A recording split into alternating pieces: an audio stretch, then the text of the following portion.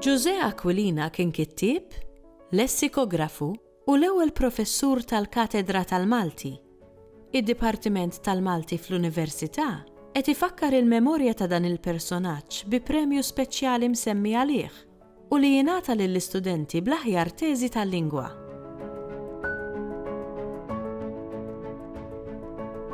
Fl-aħħar tal-kors tagħhom, l-istudenti jridu jresqu teżi. Jiġri ħafna drabi illi ikollna żewġ settijiet ta' studenti. Dawk illi jaħdmu teżi b'tema letterarja u dawk illi jaħdmu teżi jipproduċu studju fuq tema lingwistika u mhux bil-fors letterarja. Għal dan it-tieni sett ta' studenti l-aqwa teżi illi titressaq fil-qasam tal-lingwistika tingħata il-premju José Aquilina. José Aquilina huwa biex ngħidu hekk ġigant fl-istorja akkademika, fl-istorja intellettwali tagħna, partikolarment għad-Dipartiment tal-Malti u allura barra li t-trofew illi jingħata lill-aqwa teżi se jkun qiegħed iweġġaħ u jippremja l-aqwa student jew studenta fl-istudju tal-lingwistika qiegħed jagħti wkoll ġieħ lil dan il-personaġġ importanti ħafna fl-istorja akkademika tad-Dipartiment u tal-Università kollha kemm hi. Il-trofew illi jingħata lill-aqwa teżi ta' natura lingwistika ġie iddiżinjat lilna mill-artist Austin Camilleri li għandu il-forma ta' tmun, bażi tal-ġebla Awċija u ħadna sentenza qasira ħafna minn wieħed mix-xogħlijiet ta' José Aquilina. Il-messaġġ illi dan it-trofew jagħti mhuwiex biss illi wieħed jirrikonoxxi x-xogħol li dak jew dik l-istudenta tkun għamlet meta resqet it-teżi tagħha, meta għamlet l-istudju tagħha, imma anke huwa messaġġ għall-futur. Filwaqt illi huwa minnu illi il-kors ikun spiċċa dak li jkun iggradwa u spiċċa l-kors, it-tama tad-Dipartiment hija dejjem illi daw l-istudenti ikomplu jistudjaw, japprofondixxu l-istudji tagħhom, ħalli bekk ikunu qegħdin jikkontribwixxu mhux lilhom infushom biss, imma anke l-istudju tal-Malti in ġenerali. U allura huwa messaġġ illi jinkoraġġixxi lil dak li jkun biex ikompli għaddej, biex ikompli jistudja, biex ikompli japprofondixxi fil-qasam f'dal każ lingwistiku tal-istudju tal-Malti.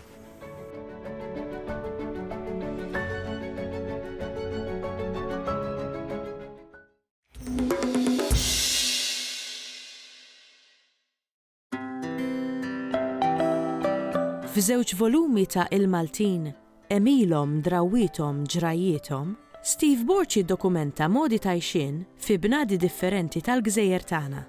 Fir-rokna li jmiss, iltqajna ma' Steve sabiex insiru nafu aktar dwar id-dokumentazzjoni ta' dan l-aspett mill-folklor tagħna.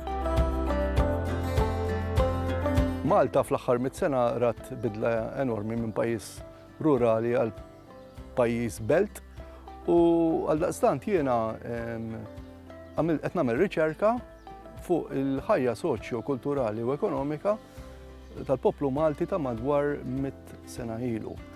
L-għajxien tal-Maltin ta' dak iż-żmien ma kienx f'kull qasam iddokumentat minn kittieba li daħlu fid-dettall ta' ċertu oqsma, ta' ċertu snejt, ta' ċertu imġiba ta' għajxin. Il-Maltin li kienu josservaw il-fġieli ta' fost il-ġimgħa, il-Maltin li Malta għalihom fejn imorru jew bil-karettun jew bil-mixi. U għaldaqstant in-nies li ma min tkellimt magħhom minħabba li l-ħajja tagħhom għalkemm imlija kienu kif qed ngħid jien iktar iffukat anki fl-akkwati tagħhom, kienu josservaw b'ħafna iktar dettall l-affarijiet li forsi llum lanqas biss nagħtu każhom. Biex ktibt l-ewwel żewġ volumi u issa qed nagħlaq it-tielet volum ta' il-Maltin emilhom drawithom ġrajjithom, l-ewwel ma għamilt kien identifikajt nies rakkontaturi li ħassejt li kienu kapaċi jagħtu rakkont imsawwar b'dettall bistejjer tajbin kif ukoll li huma kienu jiftakru sew anki aneddoti, affarijiet mill-istorja, drawiet, snajja għalhekk it-titlu nnifsu diġà jissuġġerixxi l-kontenut. Ġara darba għażilt lir-rakkontatur u mbagħad kont nibda naqra dwar il-qasam li din il-persuna kienet tifhem l-iktar fiha. U mbagħad tibdilek ir-riċerka fl-Arkivji Nazzjonali. L-Arkivji Nazzjonali mimli eluf ta' files governattivi li dawn il-materjal tiegħu ħafna minnu mhux pubblikatu l-qas biss huwa moqri u fihom hemm minjera ta' erf u tarif dwar il-Maltin x'kienu jistaqsu lill-gvernaturi jew lill-Ministri tal-Gvern Malti, it-tweġibiet u d-deċiżjonijiet li kienu jittieħdu wara l-kwinti. U ħafna drabi tara li xi drabi n-nies hemm barra fit-triq blaqas biss kienu jkunu konxi x'qed jinħema biex tasal d-deċiżjoni. U fl-annotazzjoni jiena rrid nivverifika u nagħti validazzjoni tar-rakkont li dik il-persuna tkun qaltli biex bekk il-qarrej ikun jista' jaqra l-kitba tiegħi fuq żewġ livelli. Jew ir-rakkont jaqrah u l-annotazzjonijiet wara, jew waqt li qed jaqra r-rakkont jibda jirreferi għan-notamenti tiegħi.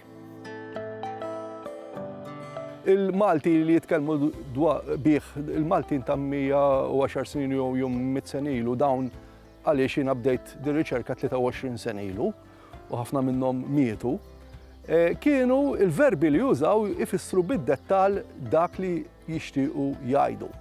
Apparti minn hekk l-idjomatika, l-idjoma li jużaw Maltija hija tassew kolorita, l-aneddoti, kliem ġdid li laqas kien miġbur fl-ilsien Malti, dak li bil-Malti ngħidulu l-acquist verbali. Raġuni kien li meta fost l-oħrajn Aquilina u anki Saracino Anglot kienu qed jiġbru il-kliem biex jagħmlu l-miklem jew id-dizzjonarju tagħhom mhux bil-fors li marru kull rokna ta' Malta u Għawdex. Jiena Malt Malta, Għawdex u Kemmuna. U allura rrid inkun komprensiv fir-riċerka u l-kitba tiegħi. Iva, hemm ħafna kliem ngħidu aħna għall-argument in-nies tal-Birgu kellhom fis-snin 20, jiġifieri 100 sen ilu, kellhom drawwa tfal li jkollhom ittajru żigromblu. Iż-żigromblu kien tip ta' tajra li misqaqin tal-Birgu jew fuq l-ibjut hija t-tajra tat-tajr ieħor. Kellek imbagħad it-tifsir il-kelma għall-argument tixkatla. L-ixkatlar li hija sandpaper. Dik hija meħuda mill-ixkatlu. In-nies tal-qala kienu meta jaqbdu l-ixkatlu kienu jaqlaw il-ġild ta' barra inixfuha jnaħħu ir-rita ta' wara l-ġild u mbagħad kienu jmorru n-nies li jibnu dajs tal-baħar li kienu magħmula ovvjament mill-injam biex jixkatlaw biha. Għandek il-kelma ngħidu aħna idra, plural ta' dar.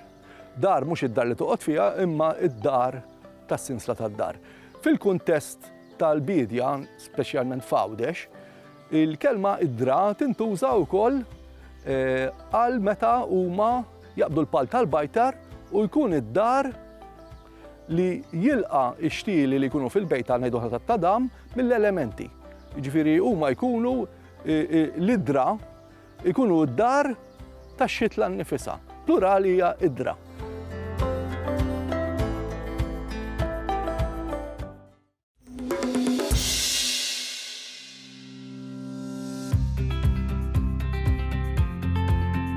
Il-gost u l-ġen ta' partita futbol se jidħlu fil-klassijiet tal-primarja permezz tal-ktieb Doppietta, miktub minn Xavier Darmanin u Sera Busuttil u maħruġ bl-għajnuna tal-Aġenzija Nazzjonali tal-Litterizmu.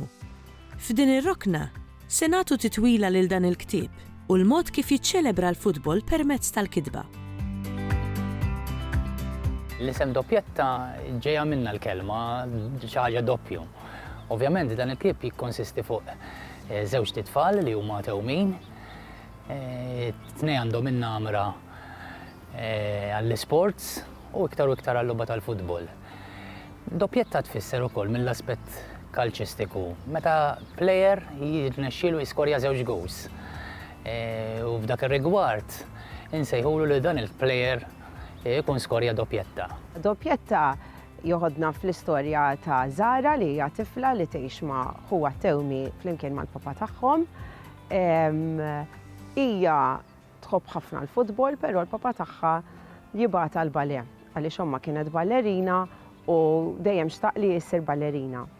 Lejn l-aħħar tal-ktieb insiru nafu kif hi fil-verità il-futbol għandha l-qalba u jirnexxiela tikkonvinċi l-missiera li waqaf l-balè u tibda tmur il-futbol ma' huwa. L-Aġenzija Nazzjonali tal-Litterizmu nippubblikaw ħafna kodba għal tfal differenti ta' kull età u anke aħna fil-settur tagħna. Ħassejna li huwa l-bżonn ukoll li nagħmlu tip ta' kodba għal programmi li nagħmlu aħna li għandhom x'jaqsmu mal-logħba tal-futbol, li dawn il-programmi huma qegħdin li permezz il-logħba tal-futbol ukoll inħeġġu tfal biex jersqu iktar viċin tal-ktieb. U fosthom għamilna kodba li jikkonsistu l-logħba li tant inħobbu tal-futbol għax hawn nuqqas bil-Malti u pubblikajna diversi kodba. Fil-fatt jiena wkoll għamilt l-autobiografija tiegħi għal dawn it-tfal. Sħabi wkoll li qegħdin fit-tim tiegħi għamilna kodba differenti, kollha kodba sbieħ interessanti u li żgur hemm ħafna xi jitgħallmu minnhom it-tfal li ovvjament nagħmlu dawn il-programmi magħhom. Fil-għaxija, hekk kif tħalt fis-sodda f'widnejja kont għadni qed nisma' dik il-melodija ħelwa ta' filgħodu. Zara, Zara, Zara. Ġewwa qalbi kelli ħafna kuntentizza li ma stajtx nispjegha. U hekk kif għalaqt għajnejja, ġibt qudiemi wiċċ ommi jitbissem dawk l-għajnejn kbar u ġentili. Sewwa qal il-papa li l-mamma kuntenta tkun tridni. Dik id-doppjetta bidlet li ħajti mill-lejl għan-nar. Millum il-qudiem issejħu li Zarelina l-ballerina għax jiena sirt Zara l-attakkanta.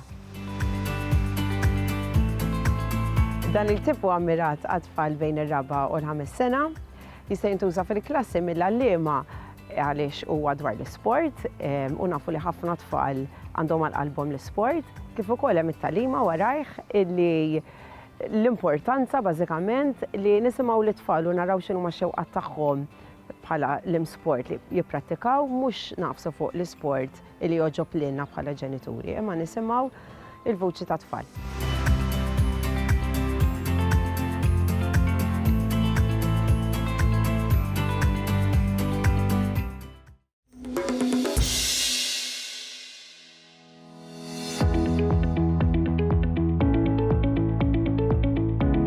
L-Università ta' Malta toffri bosta korsijiet marbuta ma' aspetti differenti tal-sinna, fosthom id-diploma fil-letteratura Maltija. F'din ir-rokna, it-tim tagħna jitkixxef aktar dwar din l-inizjattiva u dwar l-angoli differenti tal-kitba kreattiva bil-Malti.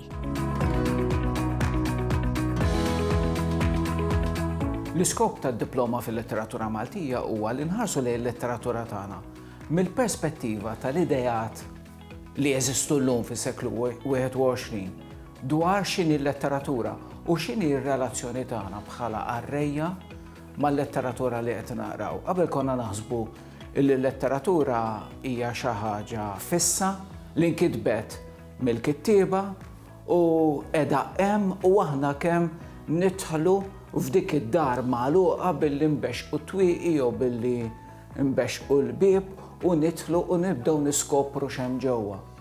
Illum il-ġurnata nirrealizzaw illi it-test letterarju, l-ktieb, il-romanz, il-poeżija, n-novella, anki t-test drammatiku, t-test ta' drama teatrali, dak huwa xogħol illi jinbena fir-relazzjoni bejn il-qarrejja individwali, bl-istorja individwali tagħhom, bl-idejat individwali tagħhom, bil-lingwa li huma wirtu minn għand ħaddieħor u kontinwament jirtu mill-internet u mill-lingwaġġ tal-aħbarijiet u mill-lingwaġġ tal-letteratura li jaqraw u tal-istudji li jaqraw u tal-lingwa tat-triq, tal-mechanics u tat-tellara u tal-bdiewa u tan-nies komuni. Il-lingwi li jġibu magħhom, l-istorja personali tagħhom, il-qarrejja dawn l-esperjenzi, dawn is-saffi fil-lingwa tagħhom jiltaqgħu mal-kliem li hemm fuq il-karta. U jiltaqgħu mal-kliem li hemm fuq il-karta għax jekk jien qed naqra l-kelma ma nafx aeroport u għandi relazzjoni ta' biża' pereżempju mal-ajruplani, nibża mill-ajruplani, il-kelma aeroport se tfisser xi ħaġa lija.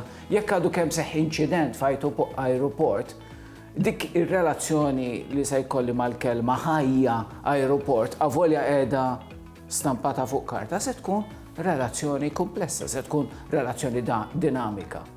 Aħna nidħlu fid-diploma tal-letteratura Maltija, nidħlu f'dawn il-kwistjonijiet, f'dawn il-kwistjonijiet kreativi fl-aħħar mill-aħħar, għaliex f'daqqa waħda it-test ma jsirx xi ħaġa magħluqa li aħna rridu nippruvaw niftħu jew nisgassaw, imma il-test letterarju, il-poeżija, il-romanz, l-istorja li tnaqraw, issir xi ħaġa ħajja li timbena bejni li qed naqra u il-kliem li għandi qudiemi biex ngħidu hekk.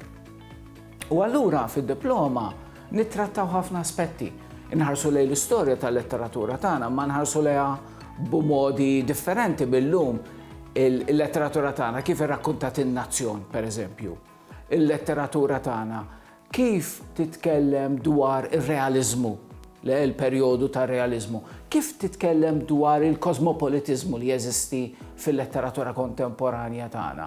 Dawn il-kwistjonijiet, kif qed tinbidel il-lingwa letterarja tagħna u kif qed nibidlu aħna bħala qarrejja li aħna ħafna iżjed esposti, pereżempju għal-lingwa tal-internet.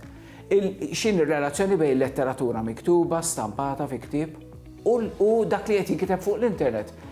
Il-magni kemm jistgħu jiktbu letteratura, din hija tema ta' wieħed mill-korsijiet li nagħmlu fih dan id-diploma fil-letteratura Maltija. Dawn l-aspetti kollha li huma wkoll marbutin mal-komunità, kif tippreżenta il-letteratura fil-komunità, fuq it-televiżjoni, fuq ir-radju, fuq l-internet, kif l-internet il-kitba fuq l-internet tbiddel il-kitba stampata fil-kodba. Dawn u kwistjonijiet oħrajn bħat tabu, x'tista' tikteb, x'ma tistax tikteb, kif dak li tista' tikteb jinbidel matul iż-żmien. Kif l-idea tagħna dwar x'inhuma l-aqwa xogħlijiet letterarji, l-kwistjoni tal-kanonu letterarju, li huma l-xogħlijiet ewlenin tal-letteratura tagħna, kif tinbidel dik l-idea tagħna matul iż-żmien qabel konna ninjoraw il-Ġwan Mamo, illum Ġwan Mamo huwa wieħed mill-testi ewlenin u li tinna venut fl-Amerika tal-letteratura tagħna. U allura hemm dal-proċess dinamiku li fih l-istudenti jieħdu sem sħiħ għax dak huwa l-ispirtu tal-letteratura illi aħna bħala qarrejja għandna sem ewlieni fil-qari u fl-interpretazzjoni tal-letteratura tagħna b'mod ġenerali, letteratura li qed naqra li forsi nkitbet 150 sen ilu, forsi nkitbet is-sena li għaddiet, imma li qed tinqara illum.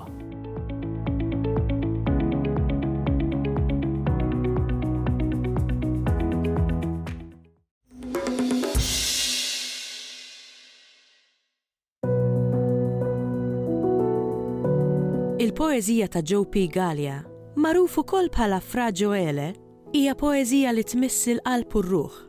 Fra Ġoele aċċetta l-istedina tagħna sabiex jaqsam magħna xi riflessjonijiet marbuta mal-espressjoni kreattiva. Bdejt nikteb meta kelli 17-il sena. Għaliex? Ippermettili nuża ġbija.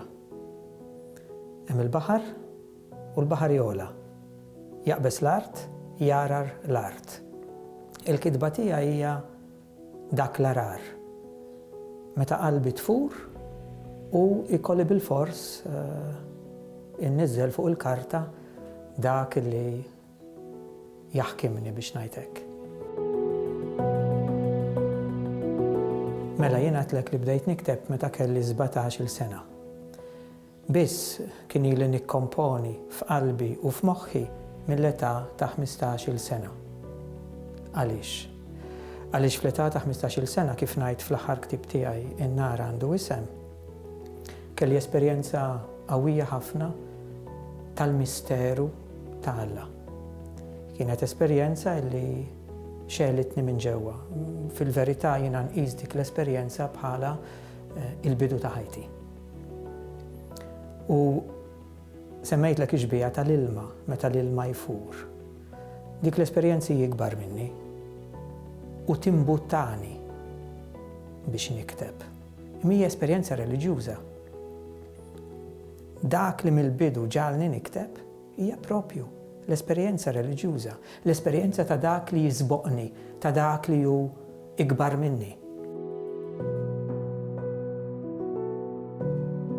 It-tema prinċipali hija din, il-bniedem bidbatijietu fil-misteru ta' Alla, fil-misteru tal-imħabba li kienet il-bidu ta' kollox. Huwa misteru li jiskandalizzana. Għaliex jekk hemm l-imħabba għaliex hemm id-batija. Stramba, però fil-qalba ta' d-batija hemm ukoll id-dawl. M'għandix infittex id-batija u ma nfittexix, ma toġobnix.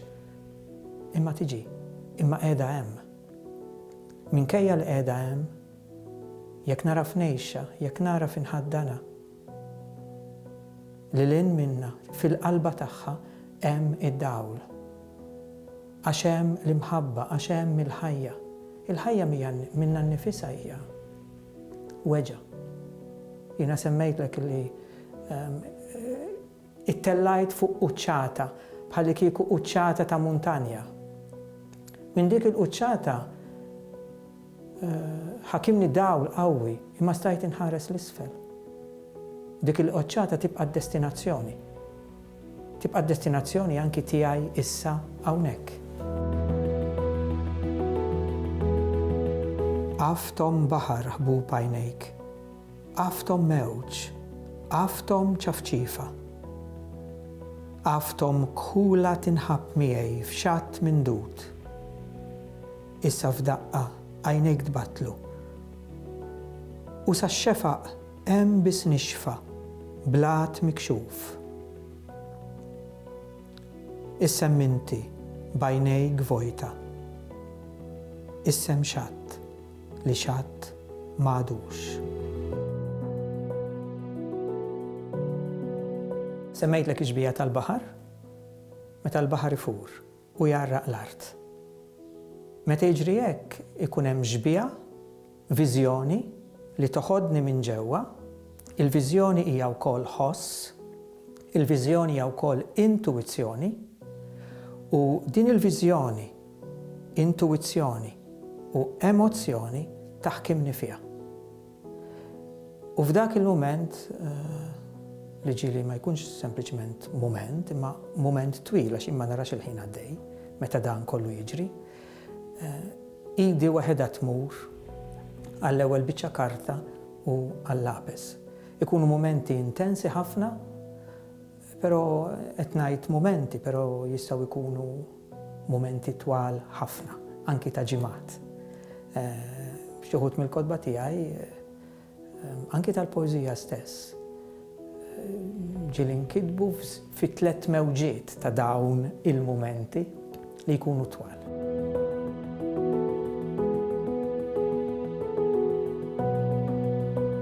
Ħafna nies jgħiduli inti tikteb dak li jien nixtieq nikteb imma m'għandix kliem għalih. U allura hawnhekk ninduna li b'din il-kitba immiss żoni oħra f'ħadd ieħor. Jekk mhix dik komunjoni x'inhi? Meta qed naqsmu fl-istess ħaġa, fl-aħħar mill-aħħar hija l-istess umanità li aħna ngħixu.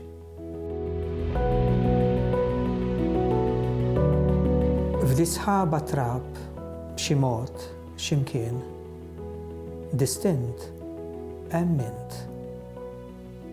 X'imkien ma nafx ngħid fejn eżatt. B'xi mod li naf ma nifhem qatt. Imma distint f'da trab hemm int. U nilmħek ċar la jeda r-riħ u jerġa' trab mal-art mistrieħ.